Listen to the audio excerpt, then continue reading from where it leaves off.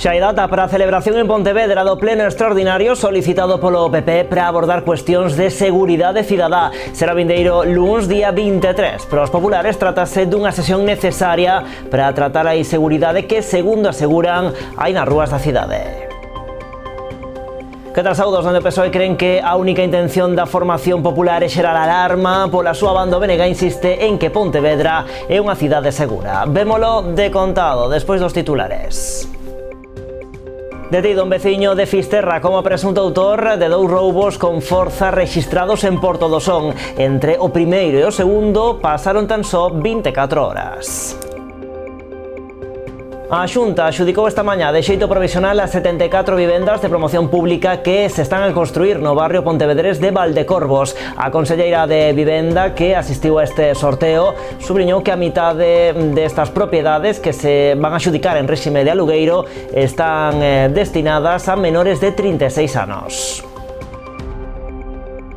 A Asociación Cultural O Castro ofrecerá actividades de acompañamento e animación cultural no Hospital do Salnés. Esta mañá asinaron un convenio con Sanidade polo que voluntariado da entidade prestará o seu apoio ás persoas ingresadas que o precisen, en especial grupos vulnerables como maiores ou xente que viva soa. Pontevedra conta as horas pro arranque do multiesport de triatlón. A cita inaugural vai ser este venres e todo está listo na cidade para acoller as máis de 10.000 persoas e case 4.000 deportistas que pasarán pola Boa Vila durante esta semana. Hoxe a Casa Consistorial acolleu a presentación oficial das probas que volverán poñer o foco do triatlón mundial en Pontevedra.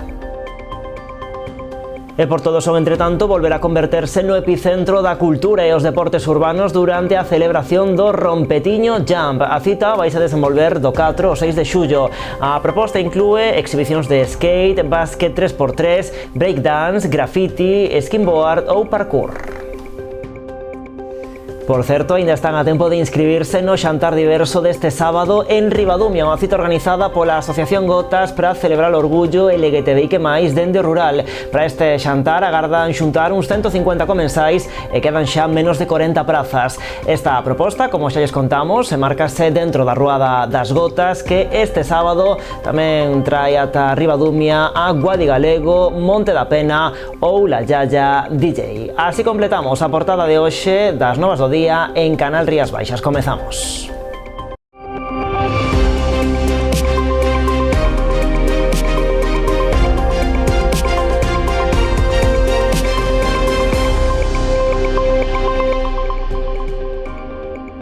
A Garda Civil de Porto do Son detivo un veciño de Fisterra de 63 anos como presunto autor de 2 roubos con forza cometidos en menos de 24 horas entre un e outro. Segundo indican dende o Instituto Armado, o primeiro dos roubos producíase no centro de saúde da localidade. Ali foi sorprendido por unha patrulla cando saía por unha das fiestras do edificio con diversa medicación sustraída no ambulatorio. 24 horas máis tarde, este mesmo individuo volveu ser sorprendido polos axentes desta volta cando saía do interior dunha vivenda deshabitada de onde liscaba con varios obxetos roubados. Varios días despois de producirse o suceso non hai novidade en relación á autoría das pintadas no Pazo da Mercé na Pobra. O alcalde lamenta estes feitos e, segundo di, supoñen un atentado contra un ben patrimonial que, aínda que non é municipal, ten un gran valor histórico. Dende o Concello da Pobra apélase á colaboración cidadá para poder identificar o posible autor ou autores. De momento, a verdade é que non hai ningunha novedade. É moi raro que non vise nadie nada, non? Porque ademais está nun sitio ademais moi, bueno, pois bastante transitado, polo menos pasan coches a menudo, e a pintada, ademais, as pintadas se fixeron cara a carretera, ou sea que é raro que nadie vira nada, que si quero aproveitar tamén, por si alguén efectivamente pasou por ali e veu a alguén facer unha pintada, bueno, pois que se poña en contacto ca policía, non? Dende o Concello lamentan os feitos, xa que supoñen un atentado contra o patrimonio local. É lamentable que ainda estean sucedendo este tipo de actos en estes tempos, pero bueno, é algo ao que non nos acabamos de acostumbrar, pero que desde logo eu non lle encontro explicación como se pode atentar así contra o patrimonio público. En este caso, ademais, trátase dun priorato no século XVIII, foi un edificio que era un priorato beneditino que iba a dicir dos poucos, pero é o único exemplo que temos de priorato beneditino neste lado da ría da Arousa, non? Segundo o rexedor, o responsable podería enfrontarse a unha grave sanción. Que quede claro que non ten titularidade municipal, ten unha titularidade particular. O digo porque moitas veces se nos reclama ao Concello que temos eso abandonado. Bueno, quero que quede eso moi claro, non? Que se trata dun edificio de propiedade particular, non municipal.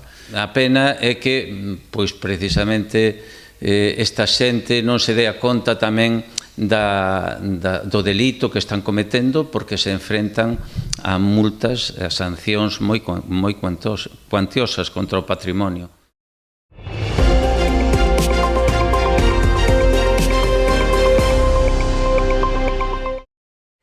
Viámolo no arranque do informativo, xa hai data para a celebración en Pontevedra do pleno extraordinario solicitado polo PP para abordar cuestións de seguridade cidadá. Vai ser o vindeiro luns, día 23 de xuño. Para os populares, tratase dunha sesión necesaria para tratar a inseguridade que, segundo aseguran, hai nas rúas da cidade.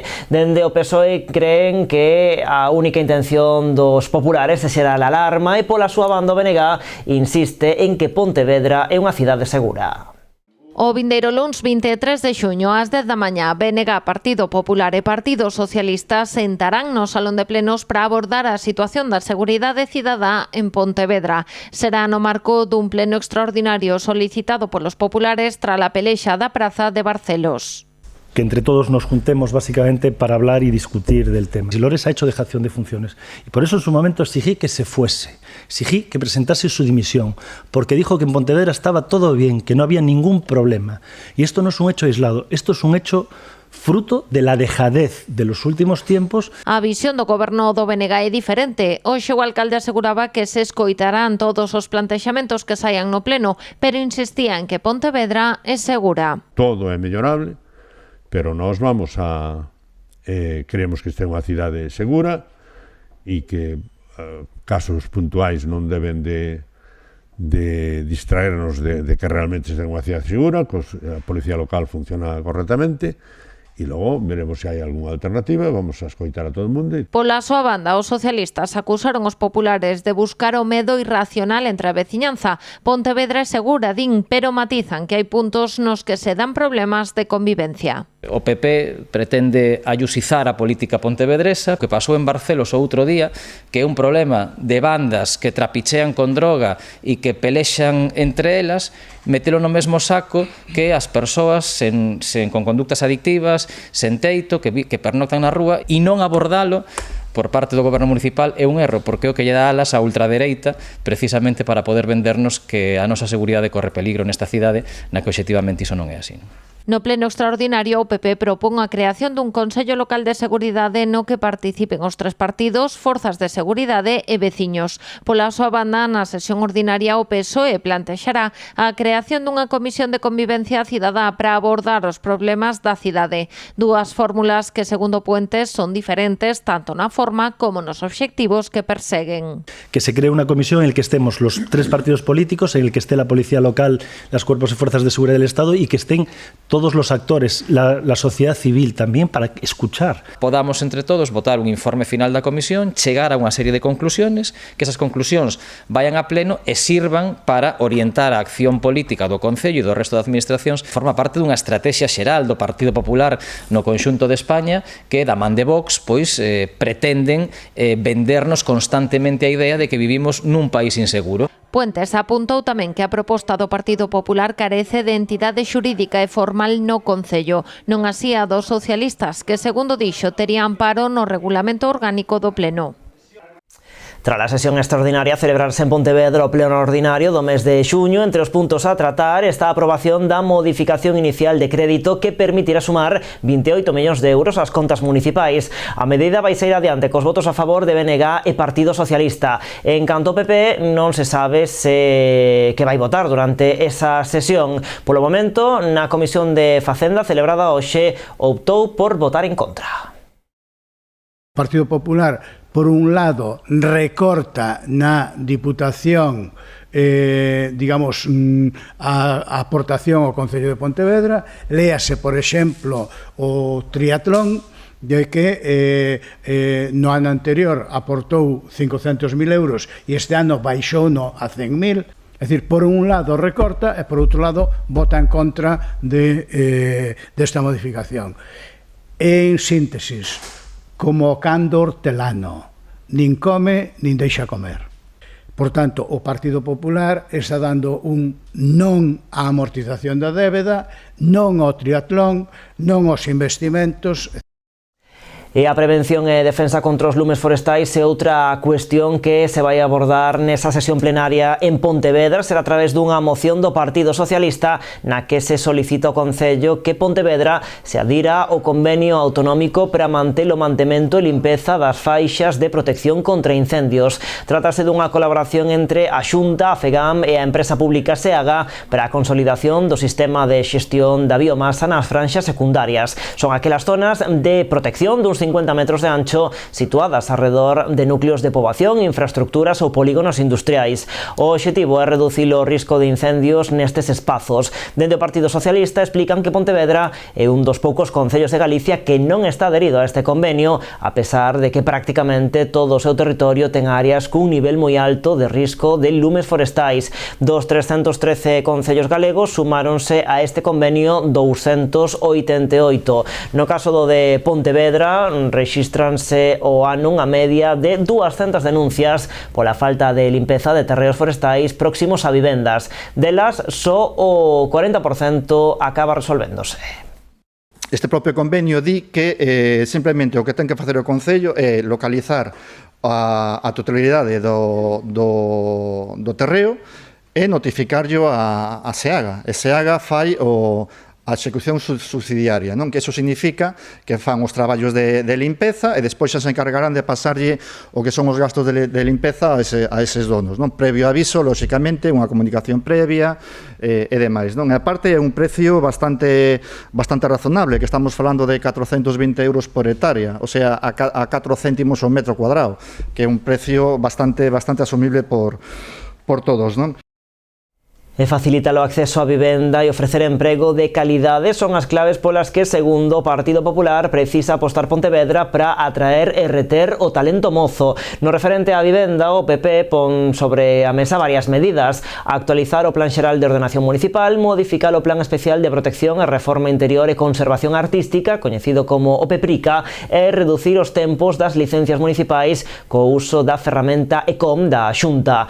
Ademais, os populares miran tamén cara a universidade, apostan así por reforzar a colaboración institucional coa de Vigo para impulsar unha residencia de estudantes no centro de Pontevedra e por reclamar máis graos e facultades para a cidade. En canto ás empresas, dende o PP acusan o goberno local de ter un discurso negacionista, poñendo trabas ás compañías que queiran desembarcar na cidade. Piden que mude a súa postura, cree que se cree máis solo industrial e que se poñan en marcha bonificacións para as empresas que se instalen no municipio. Parece que no hay ambición, que no hay ganas de que Pontevedra crezca y que se han quedado estancados en un modelo de ciudad pensado para vivir cómodos y para vivir bien y del que todos pues evidentemente disfrutamos, pero que carece del dinamismo y de las oportunidades para la juventud, que busca fuera lo que nosotros no le podemos dar dentro. Es tremendamente revelador, y además les animo a que cuando salgan de aquí lo puedan comprobar ustedes mismos, que el sentir mayoritario de los jóvenes en Pontevedra sea que todos quieren vivir aquí cuando se jubilen, pero que saben que si quieren buscar un empleo de calidad, salvo en casos contados, van a tener que salir fuera de nuestra ciudad.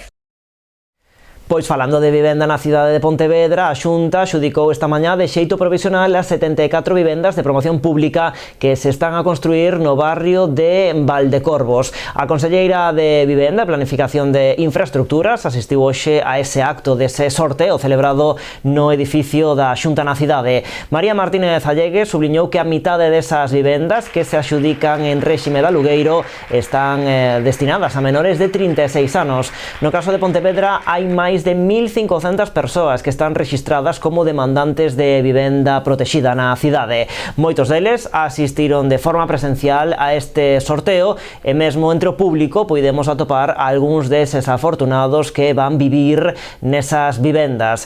Este lote de vivendas de Valdecorvos rematarase de construir no primeiro trimestre do ano 2026. Van ser 4 bloques de baixo, 4 alturas e baixo cuberta. Contamos con que sexan entregadas e finalizadas no primeiro trimestre do ano 26 74 vivendas que participarán todos os inscritos no rexistro de demandantes, uns 1.500 inscritos no rexistro de demandantes, faránse 4 cupos en función da composición familiar e do número de dormitorios, saerán ali os axudicatarios provisionais e uns reservistas, verificarase que cumpren requisitos e estes serán os axudicatarios definitivos. Todas as vivendas están destinadas a réximen de alugueiro e o 50% delas a menores de 36 anos.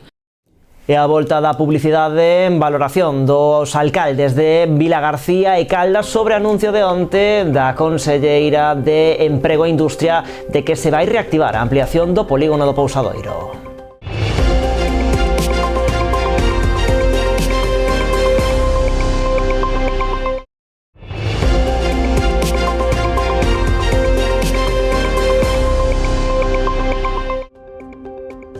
Aquí estamos nas novas en Canal Rías Baixas. Os alcaldes de Vilagarcía e Caldas cualifican de sorprendente o anuncio da Xunta da ampliación do polígono do Pousadoiro. Primeiro, critican as palabras da conselleira de Economía e Industria que onte aseguraba que non tiña ningún coñecemento sobre o convenio asinado entre os dous municipios de Zona Franca para levar a cabo esa ampliación. Aseguran que ata se lle comentou en persoa ese proxecto de ampliación a semana pasada nunha visita a Automociones La Junquera en Vilagarcía, polo que din que está a mentir cando dixo que se enterou polos medios.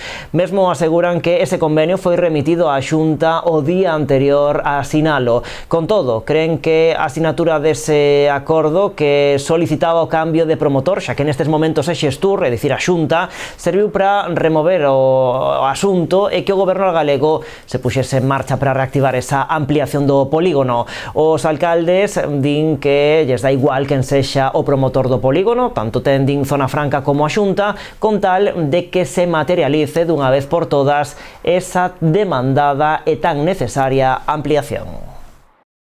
Si isto vale, si a asignatura do convenio a nós, aos concellos de Caldas e Vilagarcía, se me permite alcalde de Caldas, nos vale que o promotor sexa a Zona Franca, nos vale que o promotor sexa o polígono a Xunta de Galicia, pero a realidade é que queremos ver feito ese polígono do Pousadoiro canto antes.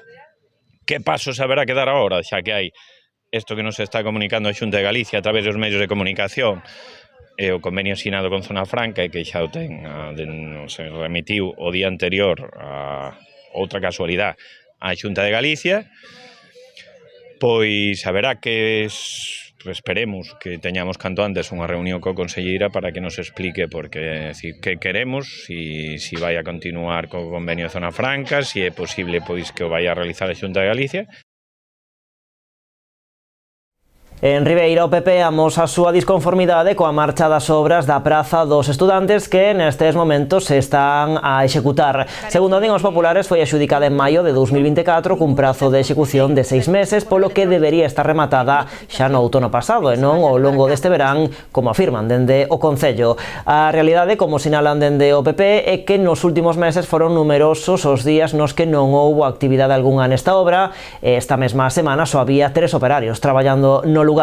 Por esta razón, dende o Partido Popular non entenden esta forma do Executivo local de querer xustificar o retraso en lugar de obrigarlle a empresa xudicataria a cumprir cos prazos do contrato e a presentar certificacións mensuais sobre o avance da obra, algo que, segundo eles, a día de hoxe non se ten producido ningunha soa vez.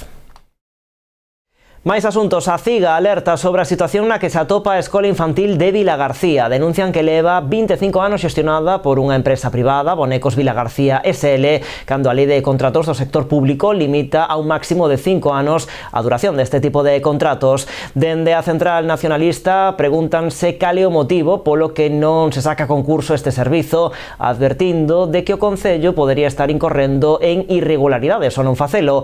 Unha situación, engaden, que tamén ten o seu impacto nos salarios do seu cadro de persoal, porque os incrementos aplícanse nas licitacións e contratacións que teñan lugar a partir da entrada en vigor do novo convenio que tivo lugar a comezos deste mes de xuño.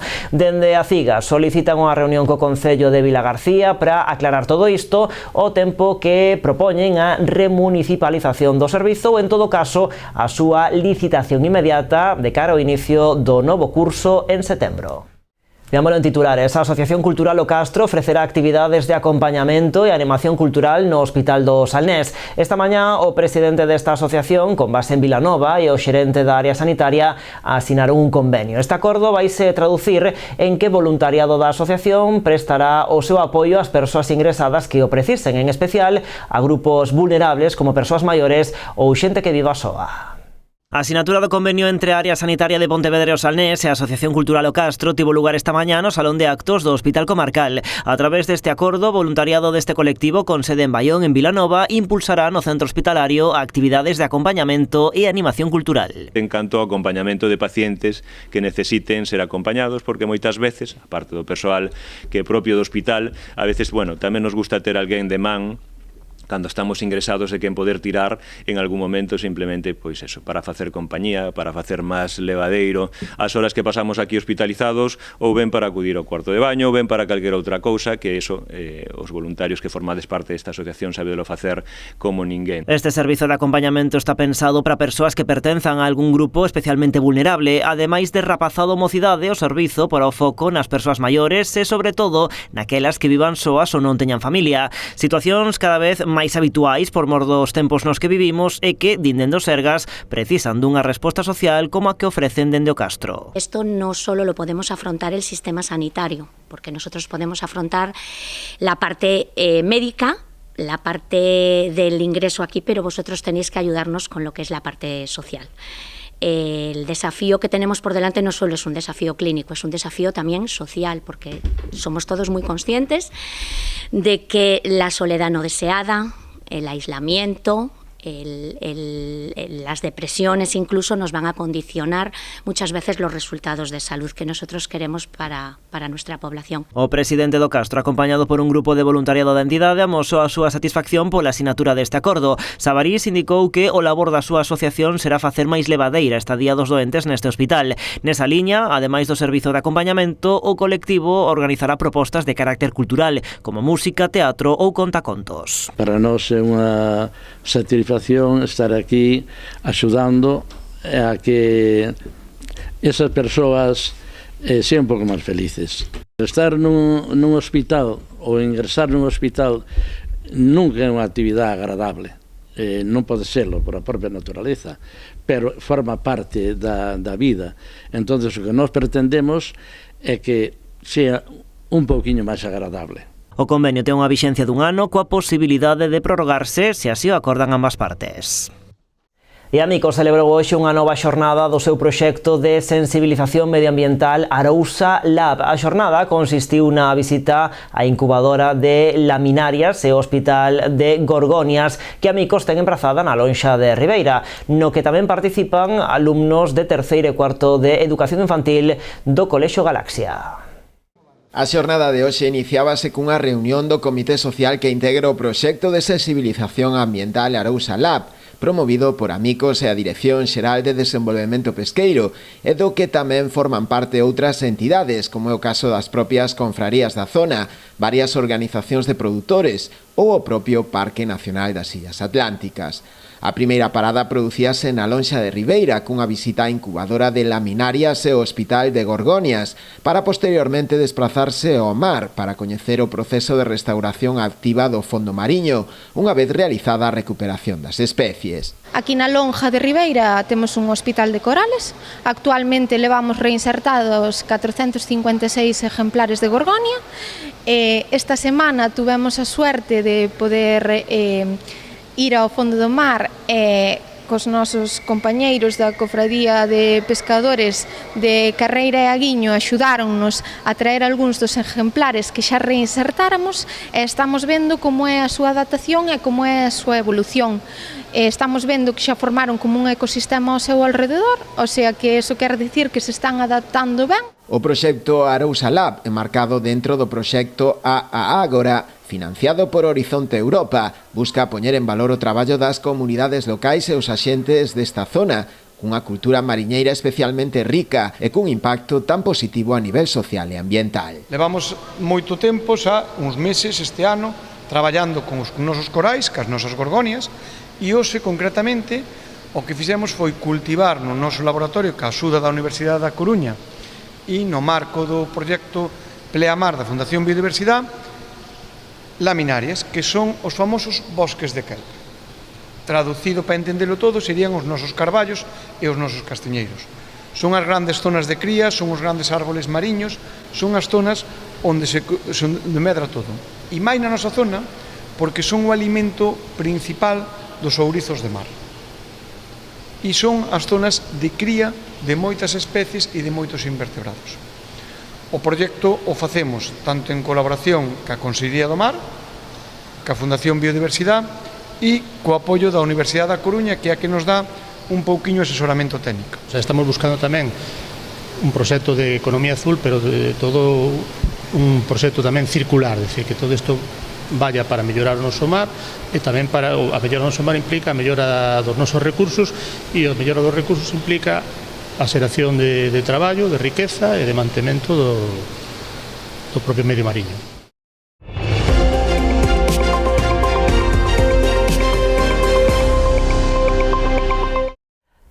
Porto do Son volverá a converterse no epicentro da cultura e os deportes urbanos durante a celebración do Rompetiño Jam. A cita, presentada esta mañá, desenvolverase do 4 ao 6 de xullo.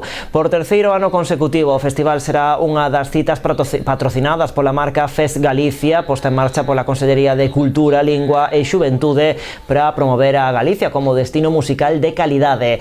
Entre os artistas participantes nesta xa novena edición atópanse figuras de referencia do panorama estatal como Disobey, Soto Asa, Raúl Clyde ou Métrica, xunto con outras da escena galega como Arce, Quique Varela ou Dirty Sack. Ademais das actuacións musicais do venres e o sábado, nos escenarios da Music Zone, o Rompetiño acollerá tamén unha intensa actividade deportiva e de cultura urbana con competicións e exhibicións de skate, básquet, 3x3, breakdance, graffiti, skimboard ou parkour. O baile tradicional galego terá o seu protagonismo nas festas da Peregrina deste 2025 en Pontevedra. O 18 de agosto, última xornada das festas, a Praza da Ferrería converterase nun auténtico torreiro. Será grazas ao proxecto Aquí Bailase, promovido polo Goberno local e a Asociación Trepia, que busca promover o baile galego a través dunha celebración colectiva e masiva. Esa última xornada comezará cun obradoiro para que os interesados poidan iniciarse nos pasos básicos do baile tradicional. Seguiralle a música en directo do grupo Tres Pés, que continuarán tocando para que a xente se sume ao baile colectivo. Pero o proxecto Aquí Bailase vai máis alá. Terá xornadas previas os días 12 e 26 de xullo e o 9 de agosto. Así, no Burgo, no Gorgullón e no Mercado de Abastos celebraránse diferentes obradoiros para que, da man de profesores, a xente poida participar e achegarse ao baile tradicional. O que queremos facer é un chamamento a todas as bailadoras e a todos os bailadores deste país, a todos os bailadores e bailadoras de Galiza e aos que aínda non somos, para rematarmos este ano as festas da Peregrina o 18 de agosto, convertendo a Praza da Ferrería no mellor e no maior torreiro de toda Galiza. Este proxecto que nos parece maravilloso e precioso, e sobre todo porque é un proxecto que fala da nosa cultura tradicional, non? Que é o noso ben cultural, é a nosa identidade, e eu pensamos dende Trepia que é moi importante divulgalo e que a xente participe e que todo o mundo teña oportunidade de disfrutar. Pontevedra conta as horas por arranque do multiesport de triatlón. A cita inaugural será este venres e todo está listo na cidade para acoller as máis de 10.000 persoas e case 4.000 deportistas que van pasar pola Boa Vila durante unha semana. Hoxe a Casa Consistorial acolleu a presentación oficial das probas que volverán poñer o foco do triatlón mundial en Pontevedra. Pontevedra volverá a entregarse á febre do triatlón. Este venres comeza o Mundial Multisport que encherá a cidade de xente e deporte do máis alto nivel. Máis de 3.500 deportistas, que é unha cifra moi alta. O Multisport do 2019 foi o maior multisport que se fixo nunca. Bueno, a nosa aspiración é superar eso, ou polo menos manter ese mismo nivel, non? Os cálculos están entre 10 e 15.000 personas independentemente dos deportistas, non? O Mundial desenvolverase dende o día 20 ao 29 deste mes de xuño. Entre todos os participantes haberá 165 galegos con nomes como Cristian Fernández, Andrés Cendán, Elsa Pena ou Antonio Serrat. Algún día lo conseguiremos si nos dejan participar. Insisto, si nos deja como una selección, seríamos seguramente la selección más numerosa que participe en el Mundial. O primeiro multisport de Pontevedra foi no 2019, pero o idilio da cidade con este deporte vai máis aló. No 2014 acolleu o Mundial de Duatlón e no 2023 a gran final das Series Mundiais. Año 2008, cuando toda esta historia empezó, son muchos años continuados en Pontevedra y, como bien decía la concejal, la ciudad se ha transformado y se ha transformado en parte también por el deporte. Y eso es algo que Pontevedra se tiene que sentir orgulloso de lo que hace cada año a más, porque los eventos deportivos sean un referente. Viajo por todo el mundo, viajo por toda España y Pontevedra siempre será diferente y especial porque hace que sean proyectos de ciudad. Moi orgulloso de ser alcalde dunha cidade que é capaz de lograr cousas como ser a cidade de todo o mundo que máis eventos internacionais de triatlón fixo, e non creo que sea fácil de superar. Nesta nova cita o triatlón en Pontevedra volve contar co apoio doutras administracións. É o caso da Deputación e da Xunta, que destacaron a entidade da proba a nivel mundial. Son temas en los que empujamos todos los pontevedreses en la misma dirección y son temas que son muy positivos para la ciudad, muy positivos para la provincia. 3.000 y pico deportistas con sus familias, con gente que va a venir aquí a Pontevedra a conocer la ciudad. Además, por elegir Galicia como sede para una edición más que pone a la ciudad de Pontevedra en el mapa de los grandes eventos deportivos de primer nivel. O multisport aínda non comezou, pero os organizadores xa avisan de que despois do día 29 non haberá parada. Tras a despedida deste mundial comezarán os preparativos da gran final que a cidade volverá a acoller no 2026. Unha verdadeira historia de amor. Uns 150 nadadores participarán este vindeiro domingo en Ribeira na 7ª edición da Travesía Nado Illa de Rúa. A proba, como sempre, terá un carácter solidario, xa que todo o recadado vai ir en beneficio da Asociación Española contra o Cancro. Esta mañá presentábase nas instalacións do Náutico Ribeirense unha nova edición, e xa van 7 da Travesía Nado Illa de Rúa. A actividade que terá lugar este vindeiro domingo está organizada pola Xunta Local da Asociación Española contra o Cancro. En ela prevese unha participación duns 150 nadadores, a totalidade das prazas previstas. Agora mesmo xa temos todas as inscripcións pechadas, estamos dándonos conta de que cada ano se pechan antes, co cual a demanda vai en un amplio crecemento.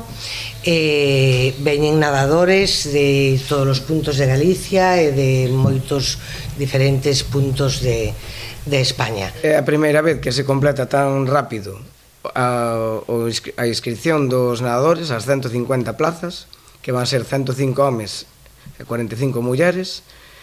Eso que decía María José, que lle dá unha visibilidade moi grande e unha importancia tremenda a nivel de Galicia deste tipo de travesía, que é a única en España que colabora ca Asociación contra o Cancro e que está collendo xa un nivel de de popularidade. Dende a organización destacaron o apoio de numerosas empresas e casas comerciais que coas súas aportacións fan posible que a proba cun marcado carácter solidario poida celebrarse.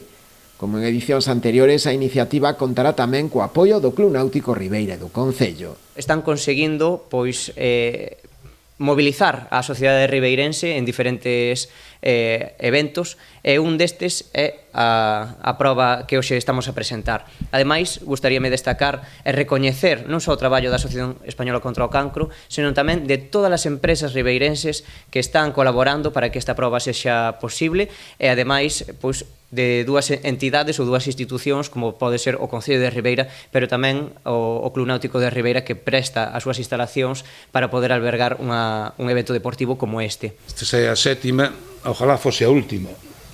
Ojalá fose a última e me explico, porque eso quería dicir que xa non tiñamos que loitar, estar unidos para conseguir todas as mellores posibles para eliminar esa enfermedade. Aunque sí é verdad que hubo moitos logros positivos, pero bueno, ainda hai que seguir traballando en eso. A Asociación contra o Cancro de Ribeira está facendo unha labor inconvenible. Este ano a organización da proba aproveitará o acto do domingo para renderlle unha homenaxe especial á nadadora local Gloria Lijo. E cambiamos de deporte. Outes acollerá este vindeiro domingo, día 22 de xuño, a partir das 10 da mañá, segunda das 5 regatas do cuarto circuito de piragüismo en augas tranquilas da Deputación da Coruña. Unha competición que se celebrará ao longo do verán en distintos concellos da provincia, dirixida ao deporte de base. A competición, organizada en colaboración coa Federación Galega de Piragüismo, reunirá na vila outense a máis de 250 deportistas de entre 6 e 16 anos das categorías prebenxamín, benxamín, alevín, infantil e cadete, tanto en embarcacións individuais como dobres. As probas celebraránse en circuitos adaptados, en augas tranquilas e baixo estritas medidas de seguridade, cun percorrido de entre 1.500 e 3.000 metros segundo a categoría. E así rematamos. A actualidade continúa en canalriasbaixas.com e tamén nas nosas redes sociais. Como sempre, graciñas por estaren aí.